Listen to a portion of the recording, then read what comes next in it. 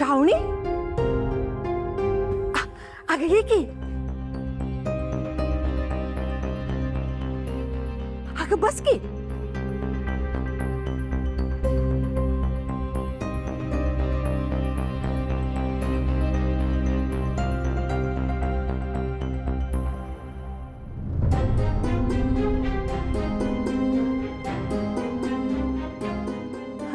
अवा, ऐकलं का?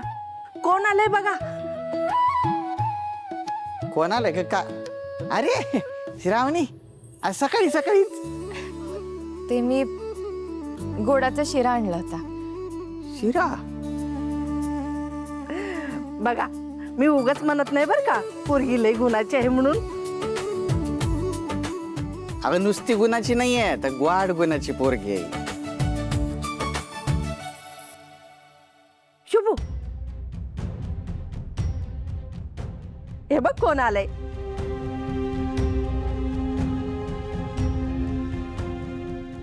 श्रावणीने आपल्यासाठी गोडाचा शिरा करून आणलाय, खाऊन जा. हो. सानिका चमचा आण ना. हे घ्या. सानिका पटकन आण. दे. हे घ्या.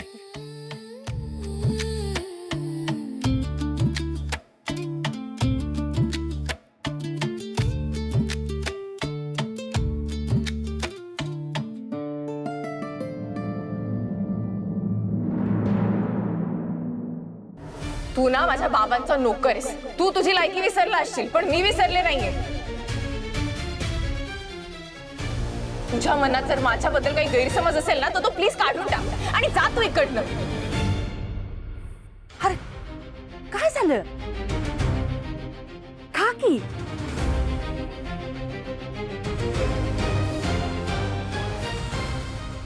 काय झालं? नकोय. अरे शुभू, असं का करायलास? आई, माझी लायकी नाही.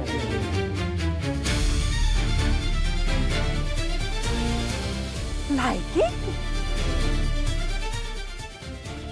अरे इथं कुठं लायकीचा प्रश्न आलाय? पोरीने किती प्रेमानं करून आणलाय, खाऊन घे. प्रेम?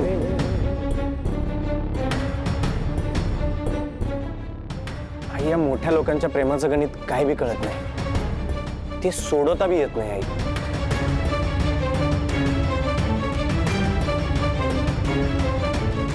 आणि आई, तुम्ही बी कोणी खाऊ नका येऊ.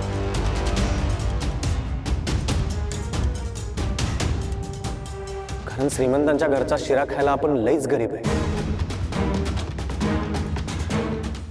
आपली तेवढी लायकी नाही.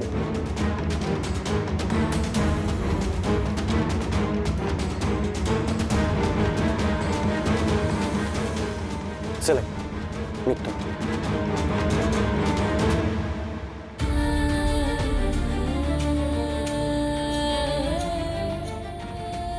शुभू, हां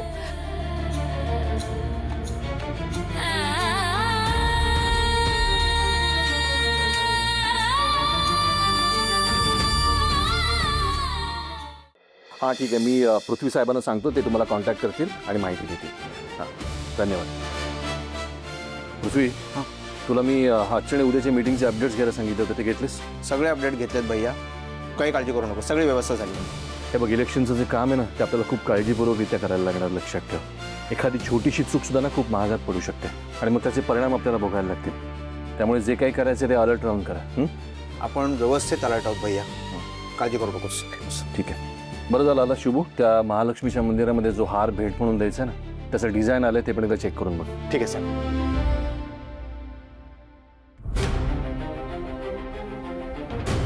सर, हे CCTV फुटेज विशाल सरांनी स्वतः मिळवले. Good work Vishal. Thank you sir. पण ही मुलगी मॉडर्न कपड्यांच्या दुकानात का गेली होती? का गेली होती म्हणजे सर? नक्की तुम्हाला म्हणायचं काय? म्हणजे ही मुलगी अटॅक करण्याच्या वेळेस गेटअप चेंज करते. मग ती आता मॉडर्न कपड्यांच्या दुकानात कपडे विकत घ्यायला का गेली असेल? सर, हो सकता है वो कुछ प्लान कर रही हो. करेक्ट. म्हणजे जर ती मुलगी कोल्हापुरात असेल आणि गेटअप चेंज करण्याचा विचार करत असेल, तर त्याचा अर्थ विश्वंभर सरांवर अटॅक करण्याचा प्लॅन करते. राहुल, टीम तयार करा. काय म्हणालस तू? खबर पक्की आहे का? हो सर, मला अशी दाट शक्यता वाटते की ती मुलगी तुमच्यावर परत हल्ला करण्याचा प्लॅन करते. त्यामुळे आपल्याला खूप काळजीपूर्वक राहायला लागेल. आणि याच्या पुढचे सगळे प्रचार सभा, दौरे आणि मीटिंग्स आपल्याला काळजीनंच करायला लागतील, किंवा शक्यतो न केलेलेच बरे. रुद्र, मी पार्टीची कामं नाही सोडू शकत. सर, आय अंडरस्टँड, पण तुम्ही मला प्लीज समजून घ्या. तू समजून घे रुद्र. इलेक्शन जवळ आलंय. मी आता घरात नाही बसू शकत. आणि माझं संरक्षण करणं हे पोलिसांचं काम आहे. मी माझं काम करणार, तुम्ही तुमचं काम करा. आणि जर का ती मुलगी कोल्हापुरामध्ये असेल ना, तर तिला शोधायला हवं. हो सर, मी माझी माणसं कामाला लावली, पण माझी एक छोटी रिक्वेस्ट होती. मला आजचा दिवस द्या. पुढच्या 24 तासात मी तिला गाठेन आणि लॉकअपमध्ये टाकेन. आणि तोपर्यंत तुम्ही तुमची काळजी घ्या सर.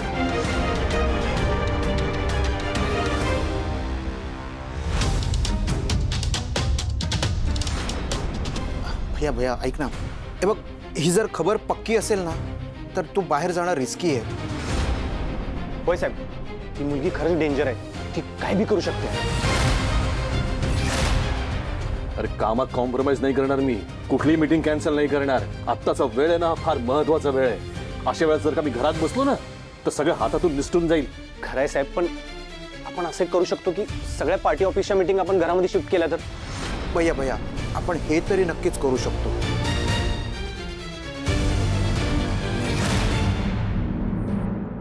आम्ही पोहोचतोय. विशाल. हो सर. मिनिस्टर सरांची सिक्युरिटी वाढवायला लागेल. आपल्याला निघायला. Okay sir.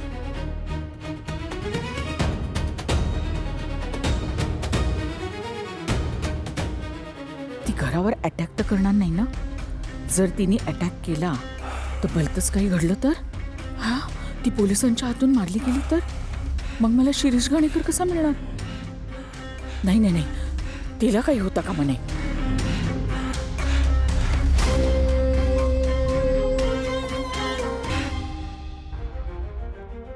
श्रावणी, अगं मी तुला कधीपासून विचारलोय, काय झालंय काय सांगत नाही. तुमच्या दोघांमध्ये काय बिनसलंय काय ग? तू जेवायचं ते बी मस्त पैकी. बघ, आईचा डबा आणलाय. चल बस इथं. हे बघ बस शुभू, एकदम माझं बस. ऐक. तू ना माझ्या बाबांचा नोकर आहेस. तू तुझी लायकी विसरला असशील, पण मी विसरले नाहीये.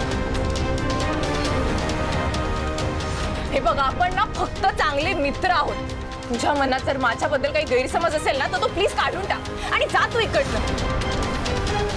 आता मला शानपण आलं. आता मी माझी लायकी सोडून वागणार नाहीये. आता कसं आहे, मला हे कळून चुकले की जोपर्यंत तुमची गरज होती ना, तुम्ही चांगलं वागत होता. आता कसं आहे, तुमची गरज संपली. आता मी मरो पडो झडो, तुम्हाला काय फरक पडते ना? काकू, अहो माझी चूक आहे. मीच त्याला नको नको ते बोलले. पण मी बोलले कारण माझा नाईलाज होता. बरं, मी का बोलले हे सांगण्याचा खूप प्रयत्न करते मी, पण त्यांनी सगळं गैरसमज करून घेतलाय. अगं एवढंच वय. अगं शुभूला राग पटकन येतो आणि निवळतो मी लगेच. तू काही काळजी करू नकोस. एक मिनिट. हॅलो. हॅलो श्रावणी, कुठेस तू? मी जरा बाहेर आले. काय झालं? हां, मग मी सांगेपर्यंत घरी येऊ नकोस. का? हे बघ, आता प्रश्न विचारू नकोस मला. मी जे सांगतोय ते कर. पण मला कारण तर सांगा, काय झालंय? श्रावणी, ऐक ना जरा. नाही, तुम्ही मला खरं कारण सांगा. घरी काही प्रॉब्लेम होणार आहे का? हो, आज विश्वंभर सरांवर हल्ला होण्याची शक्यता आहे.